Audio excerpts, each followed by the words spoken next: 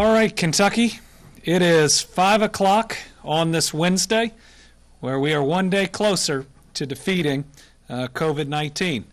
Let's start the way that we always start, by knowing and saying that we will get through this, and we will get through this together. So say it with me. We will get through this. We will get through this together. One last time. We're going to get through this. We're going to get through this together. We're going to get through this together because we have what it takes. We're willing to do the acts to make sure that we follow the rules and restrictions, to take everything we learn from being healthy at home and applying it to being healthy at work. So we are 3 days in to our reopenings of businesses. We are starting phase 3 today of our healthcare reopening. And so we've got a lot going on. What that means is more people will be out. There will be more contacts in Kentucky, which means we have to be better than we have ever been so we can do this safely and so that we don't end up in a position to have to pause our economy while we are restarting it. So what that means is we need to be very familiar, and I'm going to throw you a loop, not just the 10 steps to stay healthy at home, but the steps to be healthy at work. With more people starting to go back, I just want to make sure each and every day we are reminding just the basics of what needs to be done to have a safe workplace. And so over the next several days, since we've talked a lot about being healthy at home, I'm going to pick out just one or two of these so that this becomes part of our muscle memory so we can do this safely and still protect one another, give people confidence that you're running a safe workplace, or give confidence to your employees that it's a safe workplace. So I want to talk about the second part, which is the phased return to work. And this is the concept that we can't all come back at once, that gradual phasing in allows us time to reconfigure a workplace, to make sure that we're doing things the very best way, to realize who can continue to telework, which still should be the number one option. And every employer out there, whether they are starting now or whether they are in retail starting next week, ought to have in their mind what this phased return is. And if you're one that just says everybody's coming back on the first day, you're not trying.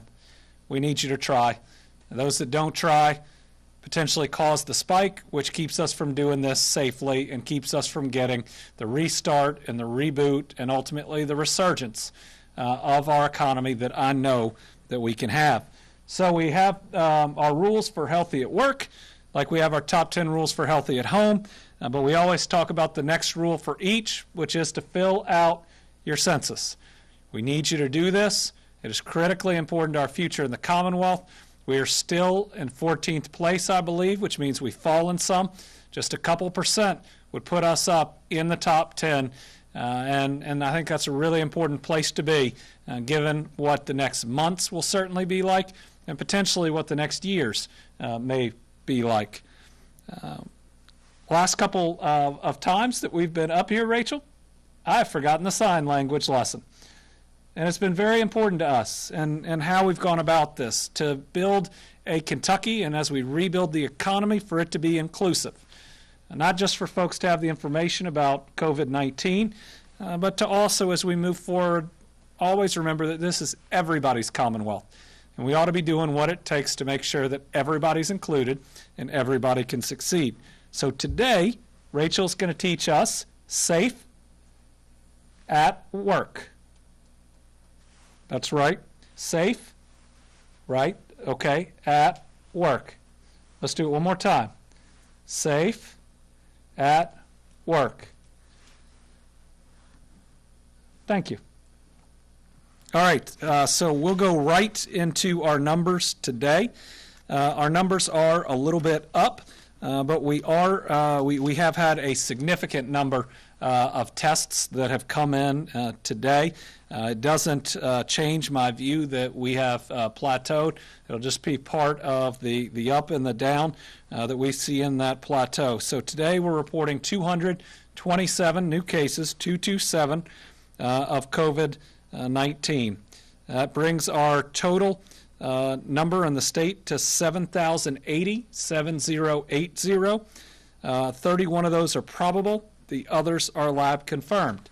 Now, that is out of a total number of tested of 117,395.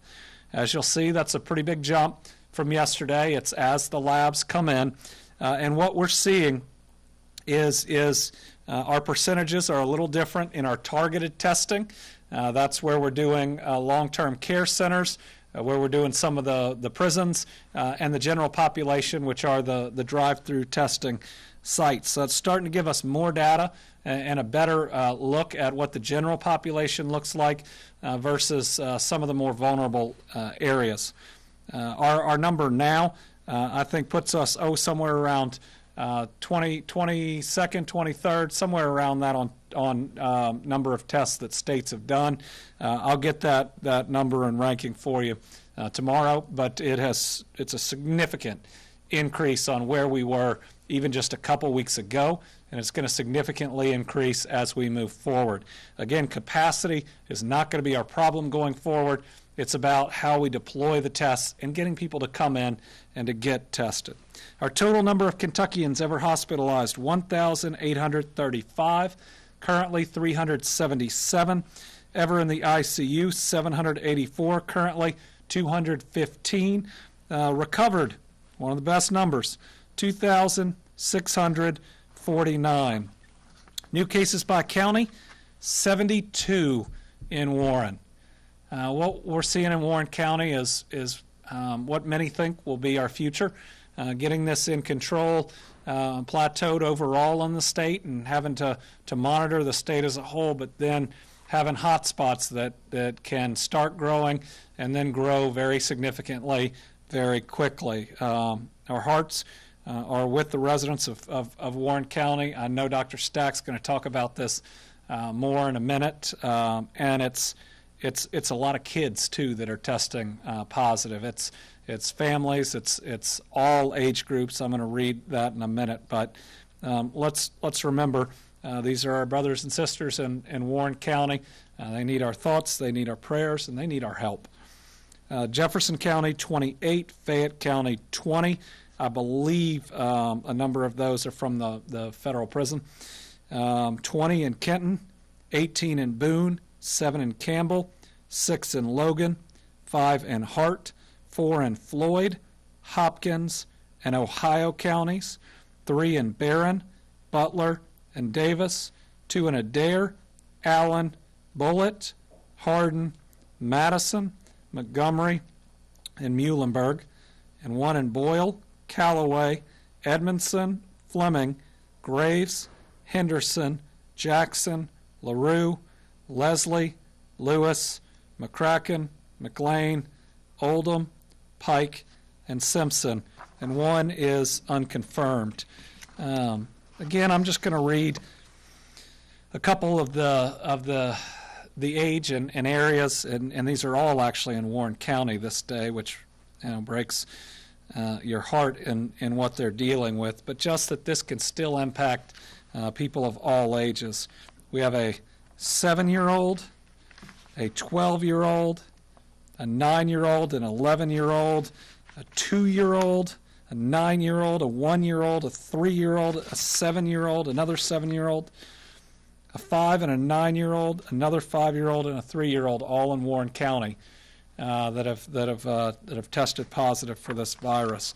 So let's make sure that we don't just take the steps that we need to keep us healthy at home, but also our children. And let's remember that both our children can pass it to us and other people, and we can pass it to our children as well. So Warren County and the surrounding area, it's not just Warren County, is certainly an area that we need to be thinking about and working with. Total number of deaths today are down, or half of yesterday's, but still 5 deaths to report today from COVID-19. These are 5 families that are going to need us. We need to light our houses up green tonight. We need to ring our bells 10 a.m. tomorrow morning. These are 5 families and communities that are going to be grieving. They include an 88-year-old female from Adair, a 97-year-old female from Boone, an 89-year-old female from Boone, a 74-year-old female from Marshall, and a 73-year-old female from Boone.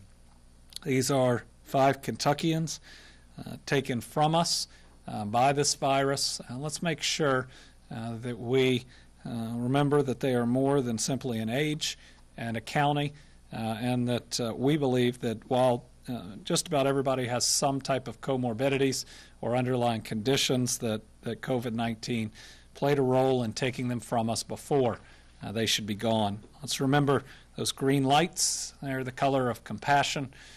They remind these families that we care for them, we love them, and that we're here for them. But it's also the color of renewal, meaning the spirit of those individuals is leaving their body and going to a better place, and also that there's a better day ahead for all of us. Race and ethnicity breakdown. 73.57% of all known cases are white, 14.8% black or African American, 6.27% Asian, 5.21% multiracial, and then it's about 87% non-Hispanic and 13% Hispanic. On deaths, on race, 78% white, about 19% black or African American, 2% Asian, 1% multiracial, and then it's pretty close to 98% non-Hispanic and 2% Hispanic. We got a couple of graphs today to break down some of this data in a way that we haven't shown it as well. Can we put up this one? That's right. So what you see here is the blue is the percentage of Kentucky's population. So this is broken down by gender. 51% of Kentucky's population is female, 49% is male. So then you see the COVID cases, and those track pretty close. But then look at the COVID deaths that are here. We're one of the only states, I believe, that has our percentage of deaths being higher than the percentage of the population for women. It's just something that we're seeing in Kentucky that we'll continue to watch. So again, that shows you population, cases, and deaths. And when you see any of those lines stick out further than the blue line, it means it is impacting to some degree that portion of the population more than what they make up of the population. Let's go to the next one. All right, so here are cases by age. Now, a couple of things to mention here is that we haven't been testing as many people until recently in some of these age groups. Now, we're seeing, I just read out some of it today, especially in our drive-through testing and otherwise, we're having more kids tested, and that 0 to 19 years old, it's going to grow. I mean, we're seeing that right now. It is going to grow. And based on previous information that we knew or thought we knew about this virus, a lot of kids weren't being tested. And kids are going to need to start getting tested more and more. So again, you look at the population, that's the blue line. And then you look at the COVID cases and the percentage of the population that's made up for. So under 19 is 25% of our population, but right now only 5% of our cases, and thankfully and blessedly, no deaths. You look at 20 to 39. So the cases as a percentage of population track a little bit better, are pretty close to the percentage that 20 to 39-year-olds make up. But it tells you 20 to 40, right? A lot of people are contracting COVID-19. That there's no age that is invincible, and as we see the kids, I think that'll start to grow. Though again, 20 to 39, thus far people's bodies have handled it pretty well, and a very low percentage of the deaths. 40 to 49 is where we start seeing, especially the amount of COVID cases start exceeding the portion of population they make up. So really, once you look at 40 to 49, 50 to 59, you see that's a large portion of the population and a large portion of the cases that are out there. And starting at 50, the death percentage really starts ratcheting up. And then you see especially why the CDC says 60 and up. This is very dangerous. Look at how much greater the green line is than the blue line. That's how much more deadly it is for this portion of the population. And for our seniors 80 and up, this is a very deadly virus that is taking a major toll. But that doesn't mean you just look at the percentage of cases. That's a lot compared to the percentage of the population. But it truly shows you how deadly it can be on the green side. Let's go to the next one. All right, so this is another way to show the disproportionate impact that this virus is having, especially on Black or African American Kentuckians. You look at just 8% of the population. In a way, that blue line is pretty small when you compare it to the portion of our population that's white. Cases almost double, and deaths significantly more. It shows you that this gives you an idea, impacting twice the rate, a little bit more than twice the rate of the population. And if you look down here, it also shows that while the Hispanic mortality is lower than the percentage of the population, there's a significant number of cases that are there. So this gives you an idea of how it's hitting different demographics in Kentucky. Let's go to the long-term care facility slide. And our goal is to provide as much information as transparently as we can in different ways each day. I know that there's a hunger for knowledge as we go, especially with the anxiety and the uncertainty out there. And my goal is to try to give it to you in a calm, rational way to where you can see it, you can think about it, you can potentially ask questions so that you know what we're up against each and every day. Remember, we're strong enough. We can take this. We're going to have to work hard. We're going to have to continue to follow the rules. But we're going to get through it. We're going to do it better than anyone's ever done it. We're going to protect one another. Long-term care facilities. This is the hardest slide to look at day after day because of the harm that this is doing to our residents of long-term care facilities. So today we have 20 additional residents that have tested positive, 3 additional staff, 4 additional deaths, all residents, and 3 additional facilities have now had cases. Now, part of why we're seeing these numbers is that there is more testing being done now in these facilities than ever before. And one question would be why? It's because we have the capacity now to be able to do that. We have the PPE to be able to do that, when at times before that wasn't necessarily the case. So I believe in the last week and a half, we've done over 2,209 new tests just with one partnership. In long-term care facilities, we have another 351 over the next couple days, and then I think we're going to be doing close to 3,000 next week, 2,600 to 3,000, depending on how many of those tests that we are able to administer. So what we're going to see in the short term is probably an increase in these numbers, though I will tell you, we are not getting as many positives as we expected in these facilities, with a few exceptions, and that's a real blessing. It is good to see, and it suggests to us that we have a good plan going forward. But in the short term, we do 3,000 tests in these facilities. We're going to see numbers go up, but we're also going to be able to respond so much better, know where our asymptomatic folks are. It's going to be a significant amount of work for everybody involved, but it's the right thing to do, and I believe it's going to help us save a lot more people. I think our plan on testing and how we respond is one of the best in the country, and I want our senior population to know we're working really hard. This has to be especially scary for you. My parents don't fall in that last category when we showed the bar graph, but they fall pretty close. Sorry, Mom and Dad. So this is something that worries me every single day. I love them just like we love all Kentuckians out there, and we want to make sure that we're doing everything we can to protect them.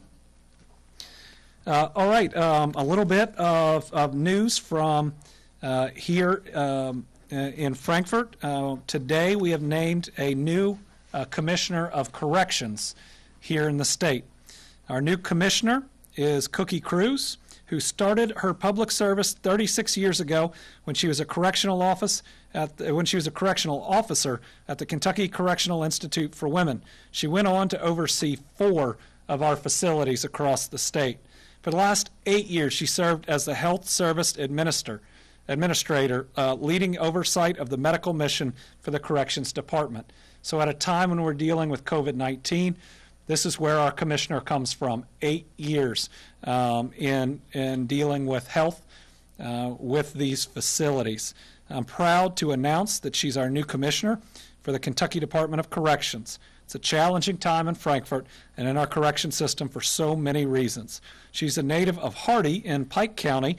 She's demonstrated leadership, dedication, and knowledge of the department. She's worked long hours, and when you look at the fact that she has been a warden or a deputy warden just about everywhere in our system, perhaps brings the most on-the-ground experience that we have ever had in this position based on experience in Kentucky facilities. And we got a short video from Commissioner Cruz. Good afternoon, I'm Cookie Cruz. I am honored to accept the appointment of Commissioner from Governor Beshear, and I appreciate the confidence he has shown in me to take on this important role.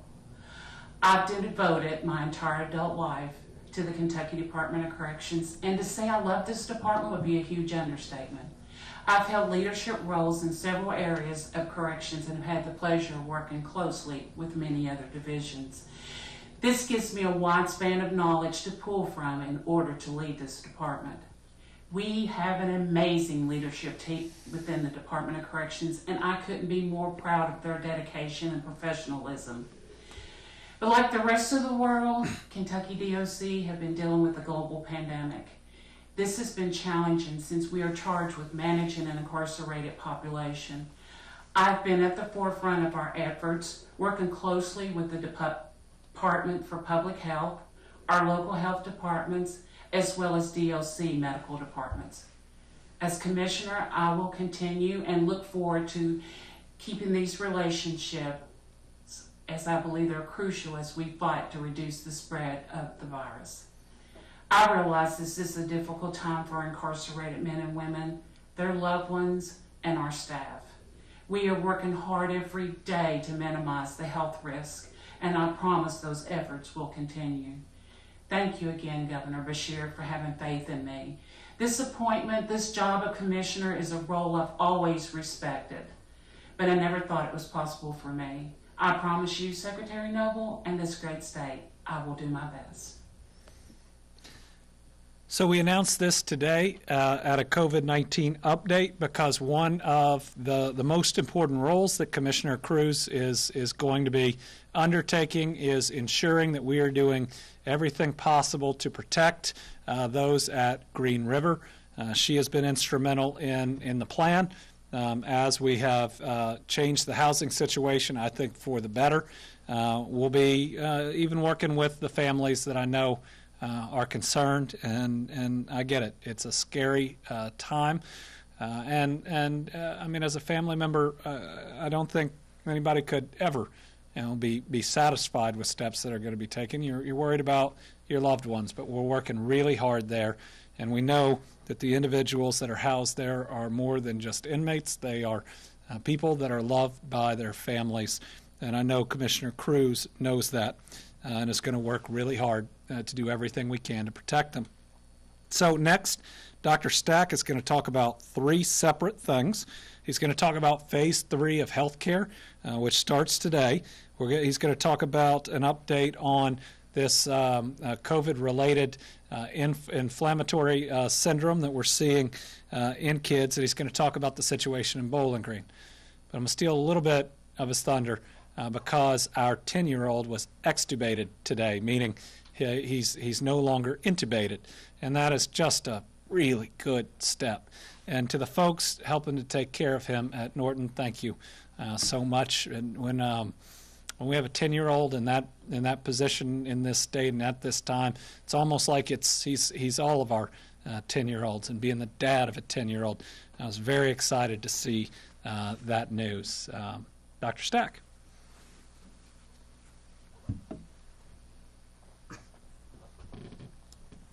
Thank you, Governor. So I'll do this in reverse order. So the Governor mentioned about an update on the good news for our young patient with the pediatric inflammatory syndrome. So, Greg, if you could show that slide. So we're going to take some initiatives related to this pediatric multi-system inflammatory syndrome. One of them is if you call the Kentucky COVID hotline, and the phone number is up there, it's 1-800-722-5725. Whether you are a patient or a clinician, they can be a resource for you. So for family members or parents who want to call with questions or concerns, they'll be able to give you some information over the telephone and help direct you if you need some telephone direction. For clinicians across the state, if you have questions or have a patient you need to consult upon, Norton will have pediatric specialists on backup to provide support and information. From the state level, for the Kentucky Department for Public Health, we are sending out this evening, and clinicians will start receiving it through the normal distribution channels tomorrow, an advisory giving additional information on the condition, and also requiring that if you have a patient who you suspect has this condition, that you report that to the Kentucky Department for Public Health so we can fulfill our diligence in trying to help support the community as we work through this. So I'd like to thank Norton for doing this so quickly and adding to our Kentucky COVID hotline. I think it's a wonderful resource for the community. The second issue that the Governor's asked me to address tonight is Bowling Green. We've talked about this. Bowling Green at this time has the second highest number of positive cases in the state. If you look at the counties, 708 positives, I think, as of today. They've been particularly hard hit. There are two hospitals down there, the Medical Center at Bowling Green, and also Greenview Hospital. I was on a telephone call earlier today with the CEOs of both facilities, our local health department leader in Warren County, who's Matthew Hunt, and also members of the Kentucky Department for Public Health staff, and we had a productive discussion. The two hospitals are collaborating with each other and providing resources. We are also starting to make the arrangements to send student volunteers to help at the hospital. This facility at the Medical Center is one of the hospitals that received an Abbott ID Now kit from the 15 machines we were sent. We're sending additional test supplies to help support them during this. This Medical Center at Bowling Green was one of the facilities who received one of the initial 10 cases of the experimental drug remdesivir, so they have that medication at that site, and we're providing other additional support to them, and we'll continue our dialogue and discussions with them to try to help them. I just have to emphasize, the disease is still out there. This is not the common cold. This is a bad actor. When it sets up in a community and it starts to take hold, hospitals can get overrun. This is something that it's absolutely essential people continue to follow both the Healthy at Home and Healthy at Work guidelines, and particularly with Healthy at Work as we move to a new normal. It's really, really important you do the social distancing, that you use your mask, and that you follow the other guidance that we give you. And the third and the final item I've been asked to address is healthcare phase 3. So today is the third of the 4 phases of a healthcare reopening over the month of May. The primary changes for today are that hospitals were permitted to resume inpatient surgeries and procedures at 50% of their pre-COVID-19 volumes. So this means a substantial number of the backlogged cases can now be performed, and patients who have needed care can get care. Additionally, there are still visitor restrictions in force. So when you show up at a hospital or a medical facility and they tell you that there are restrictions, that is correct. That is under the order of the state of Kentucky to keep people safe and minimize transmission of the disease.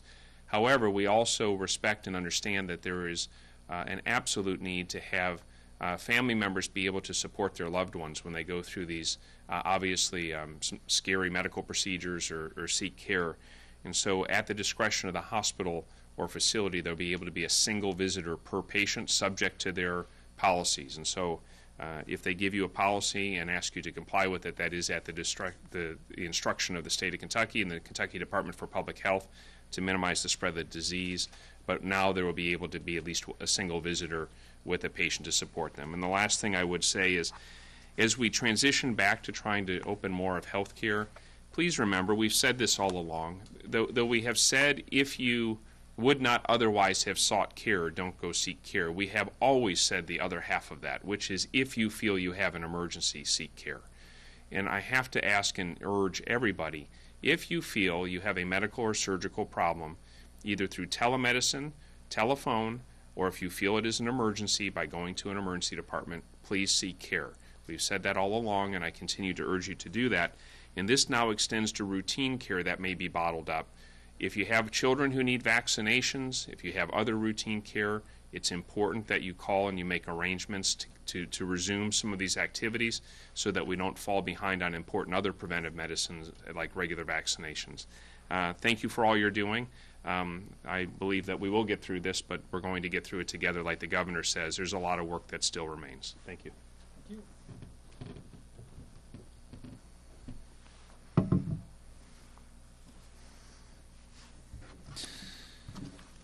All right, next up is our new testing sites for next week under our Kroger program. So next week, and this is testing locations all this week. Again, look at that. I mean, to make sure that we are safe as we restart our economy, this is exactly what we have to have, and we are excited about it. If you'll just put up the overall Kroger sign-up slide.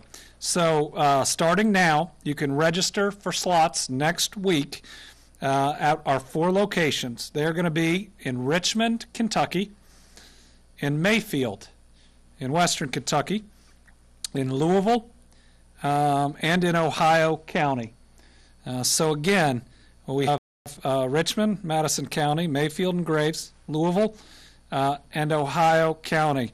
When we look at both Mayfield, Graves, and Ohio, these are 2 areas where we have seen a significant number of cases. If you look at our overall heat map, what you see in Western Kentucky, we want to make sure that we have the testing that is needed there. So again, those are the 4 locations for next week. As of now, Louisville will be all 5 days, Monday through Friday. Everywhere else will be Tuesday, Wednesday, and Thursday. Make sure you sign up for those slots, at least 400 at each location each day. We've been talking to local leaders. They're excited in each of these areas, and we need to make sure we get people tested. Remember, our goal is to exceed testing 2% of our population every month. That's kind of the minimum the White House believes that we need to have a good idea of what's going on out there in the population and to make sure that we can do it safely.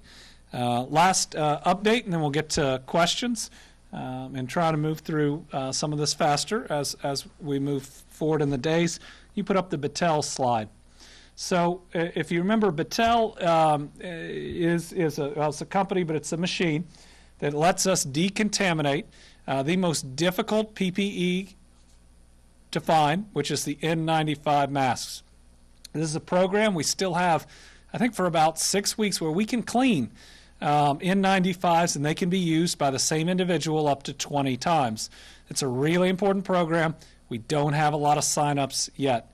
So dentists, doctors' offices, anybody, if anybody is using one of those N95s, sign up for this. It'll reduce your overall costs, and ultimately it lets us preserve some of that PPE that is hardest to find. So again, please take advantage of this program. We've already got this set up. We want to utilize every resource we have to the full extent possible. All right, questions today. We have 4 journalists that are here with us. We have Phil, Sarah, Lawrence, and Joe, who have all been with us before. And then we have questions from home. From journalists that aren't in the room as we try to make sure we're operating safely here. And I know you only see this in this room, but if you looked out, you'd see everybody in here in masks, us trying to keep it at a low density, all of the things that we want you to think about when you're being healthy at work or otherwise to try to keep everybody safe. I'll start with a question from Chad Hedrick at WSAZ. Many cities and counties are facing major shortfalls because of the loss of revenue. Russell, for example, is estimating half of the income from their payroll tax will be lost because of the economic shutdown and the closure of Our Lady of Bellefonte Hospital. Is there a plan to help cities, especially in rural parts of the state, that are facing this financial crisis? First, of the CARES Act money that we have received in the first wave, we've talked about making an initial $300 million available to cities and counties. We've worked with KACO, Kentucky Association of Counties, and the Kentucky League of Cities on establishing a formula for what goes where, and we're going to get that moving so that people can get mainly reimbursements from COVID-related costs, and they can also cover portions of law enforcement, first responders, and firefighters with those dollars. But let me make sure we know this. Moving forward, with the way this economy is being hit all over the country, not just in Kentucky, we must, absolutely must, have assistance from the federal government with our state and local budgets. If we don't, this recession will be worse. We will have a harder time climbing out of this hole. And this isn't a Democrat versus Republican thing, though in D.C. everything seems to devolve into that. But as governors, all 50 of us are very clear that this is a must, and I believe mayors are just as united around the United States. Our budget in the state will be devastated. Every local budget will be devastated without direct help from Congress. They did it in the Great Recession. They ought to do it now. And if they don't, it's the people of Kentucky that'll suffer, and it's the people in America that'll suffer. Now's not the time to be timid.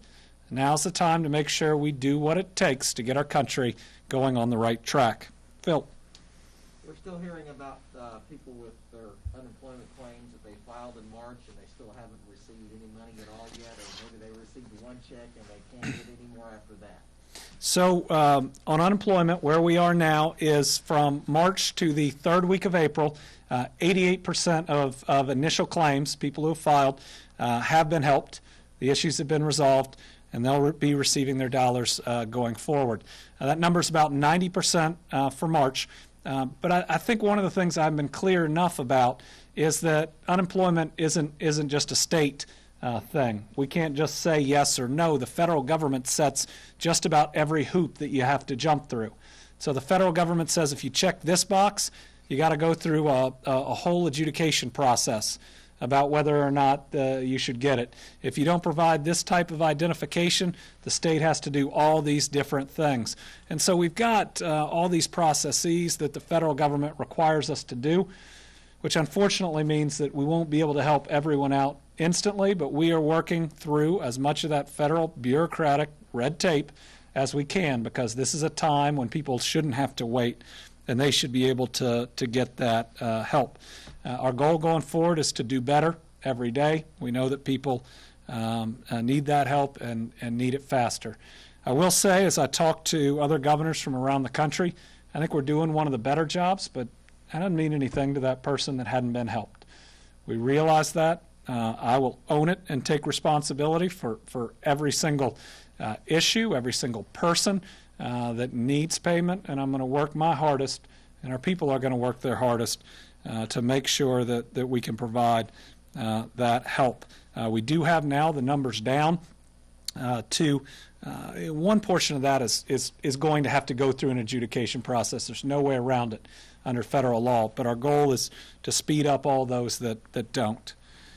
Any guidelines being set for flea markets? Flea markets can fall under retail. Remember, a flea market can't be densely packed. I like that most flea markets are outside.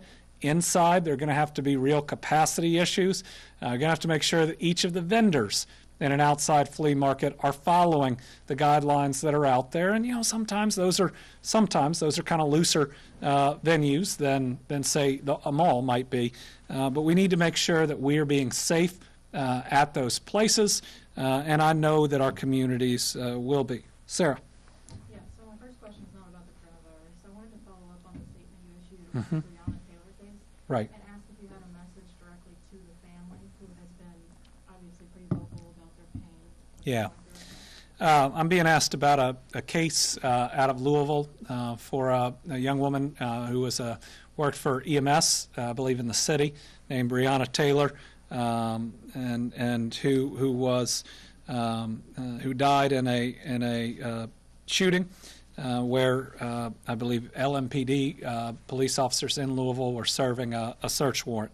I just want to make sure, given and it's always a little dangerous to go off just what you've read in the media, and I know those aren't all the facts, but the facts are what the family deserves. You know, the absolute truth, and it's what the public deserves, and I believe it's what everybody involved should want to see, including any of the law enforcement officers involved. The truth is always the very best answer, whether it satisfies any particular person. And I just want to make sure that we get that we get that for the family, and we get that for the public. I want to have a justice system that everybody can believe is fair and just, and one that is truly blind. And to get there, we need to build confidence. And I know we've needed to build confidence for some time. But in this situation, getting to the truth and wanting to make sure that we have a number of set of eyes on it. So what I've asked is when that preliminary investigation is done, that it be reviewed by the Commonwealth Attorney, the Kentucky Attorney General, and the U.S. Attorney. Again, making sure that that investigation is done correctly. And that's what everybody should want. Let's see, Mike Valente, who we don't have today with us, was hoping to get an update on contact tracing.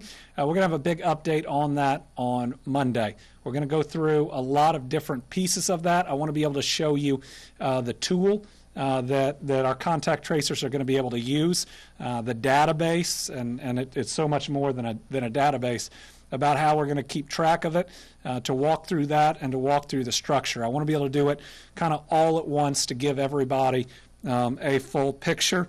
It's certainly coming together. One of the challenges is going to be to make sure it works seamlessly with our local health departments, which already do a great job. And I know that's a challenge, and it always creates a little bit of friction, but I know we're all on the same team, even though sometimes it doesn't feel like it, and we're going to get this done, and we're going to structure it in a way that honors the good work of those local health departments, while at the same time providing resources we can move from one place to another, and make sure that we have, especially for areas that become a hot spot, the full amount of resources needed. Lawrence. Governor, how much is left in the unemployment insurance trust fund without federal assistance? When's that going to run out, and then what happens after that? So I don't have the question is how much is left in the unemployment trust fund. We just got an infusion into it based on our employers and how they pay in. So I don't have today's number, but we feel confident that it will last through the spring and get us into the summer. But Lawrence, that's one area, just like everywhere else in state government, that without direct assistance from the federal government is going to be a real problem. In that area, if the federal government doesn't help us, we'll borrow from them, because I'm committed to helping every Kentuckian to get through this, to make sure we come out on the other side. And by helping people through, we ought to be able to restart and reboot and warm our economy up faster than others. But we've got to have Congress to act, and we shouldn't be waiting weeks and creating that type of uncertainty. That just harms all of our states. Our states cannot and should not go bankrupt. The people who would pay there are our people, our law enforcement, our first responders. If we don't get the budgetary help, it's our kids that'll suffer through lack of services. I mean, this is not a red or a blue issue, a liberal or conservative issue. This is about where we are in America and what we need to move forward. And anybody who doesn't believe me can listen to Larry Hogan. He is the Republican governor of Maryland. He is pushing just as hard as I am, because this is just the right thing to do. So I answered a little bit on the contact tracers. What's the likelihood that reopening the economy in May will result in a second spike in cases unrelated to an increase in testing? The answer to that is it depends on how well we do it. You know, if we follow Healthy at Work, we're comfortable that we won't cause a spike in cases. If people wear their masks, if folks spread out, if people come back at a lower capacity, if we disinfect and do real deep cleaning, if we avoid contact and stay 6 feet away, and we can do this. We can do it in a way that doesn't cause a spike. But if we ignore the rules, we've seen how this thing spreads. The example we were showing the other day, which was a choir but could just as easily be an hour meeting with that many people in a room, show that if we ignore the rules, we have a spike. If we don't, if we follow the rules, then we don't. And at the end of the day, and I think as states we all agree with this, if we do this right and we don't have to repause our economy, if we avoid a spike, that's how our economy comes back the strongest. And the strongest state economies coming out of this will be the ones that don't have that spike, that don't have to pause, and that do this thing smart and not just the fastest. Joe? I know you talked yesterday about educators being hired to help clear out some of those leftover unresolved claims. I know we talked about in relation to March, but I imagine that's also going to help with April's and May's. But can you provide a little bit more specifics about the number of educators you plan to hire and how that is going to help the state clear out some of these unresolved claims? So I'll have to confirm the numbers with Josh Benton, but our goal is to double, I think, our number of adjudicators, to go to bring in another 250, and our goal is to bring in them from other areas of the state and state government. So we're not paying any more, but the deal with adjudication in different ways. This is going through the tougher claims. And what we've learned through this process is you can't solve something just by throwing more people at them. You got to get good people and the right people. We've learned a little bit of that in answering the phones in unemployment, and we need to do a better job in that. Sometimes just having somebody pick up doesn't necessarily help, especially if you've been calling that many times. And so it's the challenge of getting enough people trained. You know, when I took over, the number of people that were answering the phones were down to something like 9. You know, we had starved in the last couple budgets before I came in the investment that we were making in unemployment, and to go from failing to keep it in a healthy, well-staffed place, knowing that it's needed at different times, to facing what we're doing now. The largest number of claims we've ever seen has been a challenge, but I don't believe in excuses. We're going to make it happen. We're going to make sure we help people. And to those that are out there struggling, we need to do better. Even comparing what we've done to other states and that being favorable, we need to do better.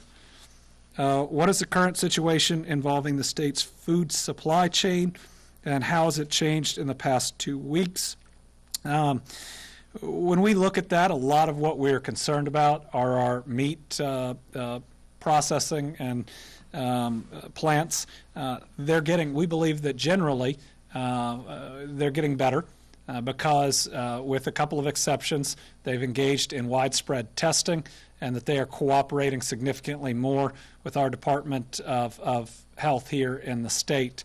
This is an area that is a hot spot around the country. It's a real threat to that supply. But what we're seeing is, if you're willing to do the right thing, test everybody, make sure people who are sick aren't coming to work, do the deep cleaning. If you got to shut down a couple days, do it, so you don't have to shut down for longer, so the situation doesn't have to get worse.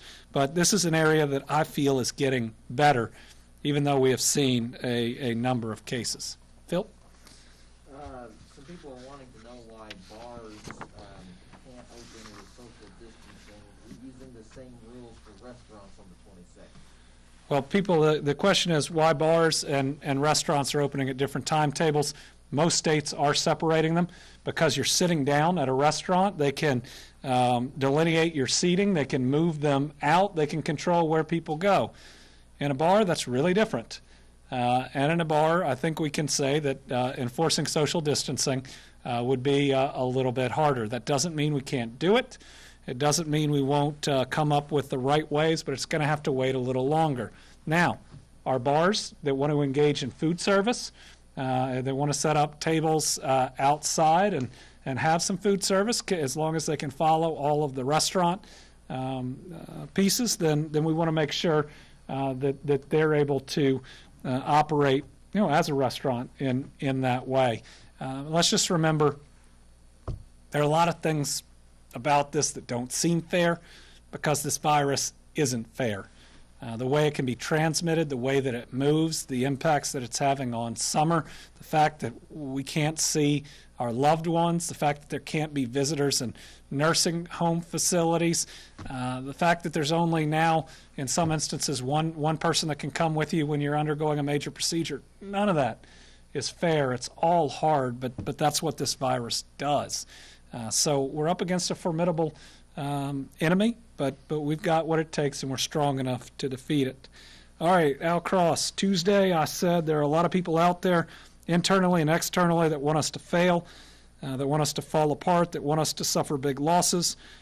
Before that, he mentioned people in other countries, what people in this country internally want such things. I think that there are folks that are out there that care as much about politics as they do to how well we respond to this virus. I think that there are those that want to turn anything and everything into a blue versus red, a Democrat versus Republican issue, and that's just not what we're facing. We had significant divisions in this state and in this country before this, and we just shouldn't now. And that shouldn't be a frame of mind that we want to get back to. There shouldn't be winners and losers depending on your party. It should be the job we're doing for the people of the Commonwealth. This is our chance to move beyond all the pettiness, to move beyond what our politics and our government and so much has become, to move beyond the inability to talk to neighbors based on some of this stuff. This is our chance. And there are some that profit from those types of fights and those types of divisions. There are some that think that gives them more control or more power, I guess, but it's just wrong. I mean, this is our chance. This is our chance not to just come together and be unified, but to stay that way, to be a better people, to be one people again that can have civil disagreements, but not like what we have seen in the past. Let's get back to encouraging each other about the ways that we're going about addressing this virus. Let's talk about best practices. Let's stop attacking each other in D.C. or elsewhere. Yep. Sarah, I think you were next, Yeah. or was it? Yeah. Sorry. So you obviously have a background in law and knowledge of the law, and I know that a couple of people have challenged certain of your orders on a constitutional basis. I'm hoping you can kind of address that juxtaposition. So the question is, with my background on law and folks challenging some of our orders, to comment on that, yes, most of my career I've been a lawyer. I'm proud of how we've done. We're in the midst of a worldwide health pandemic, and I've put in orders that I believe we've needed to save lives. And each of those orders, we believe, are similar to orders that passed constitutional muster in past pandemics. And they are orders that we absolutely know are necessary based on how this virus spreads. Now, we're coming to a point where we can relax a lot of those orders, and with the right guidance and the right buy-in, that we can start doing more safely. But as we are in that greatly escalating curve, when cases were doubling every 3 days, what happened in New York was very possible elsewhere. We saw what happened in Louisiana and what's still happening in New Jersey and other hot spots. We had to take decisive action. Now, weeks, months after that, some want to challenge it in court, and they can do it for different reasons. That's fine. That's what the courts are there for. But I hope each of these courts understands the decisions they make and what it may make possible in the future. If we have significant limitations and we have a big spike again, it may prevent us from doing what it takes to battle that next spike. And all we're asking is for people to do their part. And again, we focus on the 0.001% that disagree, but look at how the state came together, flattened our curve, and not just better than just about every other state. We've never seen this in our history in battling a pandemic. I know the drama makes the news, but it's the unity that's been unprecedented. We always see the drama. We always see the lawsuits. We always see the disagreements, and lawsuits are the civil way to disagree and to take it to a judge. In my lifetime, we've never seen this amount of unity about what needs to be done and getting it done. Have I spoken to state educational officials and superintendents about the upcoming school year? What we have talked about, I've talked with the commissioner, is we need multiple plans as we see how this virus reacts, especially in the next month. Superintendents seem to have been see the flexibility that it's going to take and are bought in to make sure that no matter what the situation is, we have the very best chance of going back to school in person with our kids in the fall. I desperately want to get there. We've got to get in a position to do it safely. That's why we're doing all this planning. And let me tell you, that is my goal, more than anything else, is to try to have this virus in a place where we can send our kids back to school in the fall or around that time period. Lawrence. Mayor Greg Fisher of Louisville has made it easier for restaurants to expand their outdoor seating in parking lots and places like that. Any concern that could lead to bigger crowds at all? And when will restaurants be able to expand? Because he also expressed concern about the capacity issue. So the question is, in Louisville, Mayor Fisher is working with us on state roads on expanding outdoor seating for restaurants. Outdoor seating is safer than indoor seating, so we support that, but we got to keep it under control. It can't get so big that we create too big of a density. It can't get so big that it requires so many people that the kitchen is just overloaded, because remember, we got to look out not just for the diners, we got to look out for that staff too. And the mayor has agreed that we need to make sure we do this the right way. So the initial capacity we're starting at can and should expand as long as we do this well. But as we are doing what it takes for the very first time, having to adapt to a very different world, clean in a way that we've never cleaned before, wear masks, adjust the way that we serve, get new types of utensils and menus. This is something we got to work our way into. But I hope everything, and it's not just restaurants that are at 33%, but I hope everything we can work to increase that and to increase that. Now, I will say that Dr. Birx from the White House has talked in many ways about our new normal maybe being 50% of the contacts that we used to have once this is under control in different states until we see a vaccine. That the new normal is still going to have to be fewer contacts, less density. And some of the things they're talking about now that they find important is density in people, the activity itself, and the time that you're there. So, in other words, there's a difference if you're one place for an hour as opposed to if you are at one place for 15 or 20 minutes. And so trying to consider all of those things, knowing how this virus works and doing it safely. But I'd much rather be able to open and work up and continue to expand capacity than start at a place where we have to shut it down. Yeah. Last one.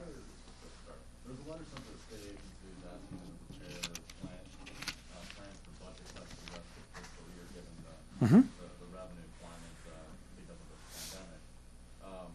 Where are we at with those plans, and when will they be made public?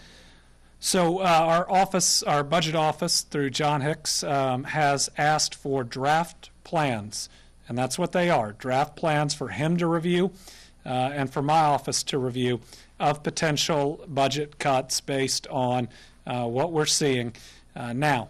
This is all very preliminary, and they're called draft for a reason because we haven't had the consensus forecasting group come back in. They're coming back here soon to give us the official numbers that will make up what we have to work off of. Now, we can't have any final plans of any cabinet that when we don't even know what the number is. So that's the next step. The next thing we don't know is Congress going to provide assistance, or are they going to free up the dollars we've been sent for other uses? all of those questions will dramatically change what those plans include. So what you do in these situations is you ask organizations to make multiple plans, including what's the absolute worst. And they can then work back from there. So what they're preparing right now is going to be, I think, very different than the final that we see. Okay, we are through Wednesday, which means we are one day closer to defeating this virus. Let me say that we talk, and we've talked a lot about being vigilant, and it's a tough balance each day. It's a tough balance between wanting to give hope, because there is a lot of hope, because we have shown that we can do what it takes to defeat and to plateau this virus. If we follow the Healthy at Work rules, there is a lot of hope that we can do this right, restart our economy, and be able to do a lot more even before a vaccine. But there is still an aggressive virus out there that if we don't respect, if we don't continue to think about it every day, and I know that's tough, if we simply want to go back to how things were before, prior to there being a virus, prior to there being a vaccine, that's where we stumble, that's where we fall. So I think that we ought to be hopeful, seeing a light at the end of the tunnel, but vigilant, knowing that our work is not yet done. The greatest challenges in life all take time and take hard work, and that's what we're in right now, the greatest challenge that we have faced, at least during my lifetime. So let's try to be upbeat, knowing that there is an end in sight, but knowing there is more work to be done, and by doing it the right way, again, we can restart that economy, we can see more people, we can do more things. Eventually, we can get a haircut here soon. But we got to be vigilant, we got to be strong, we got to be resilient, and we got to get it done. Now, I got a treat for you here at the end. This is Beaumont and their choir giving us a digital performance, a performance that they couldn't do in person because of this virus. I hope you all enjoy it, and we'll see you at 5 o'clock tomorrow.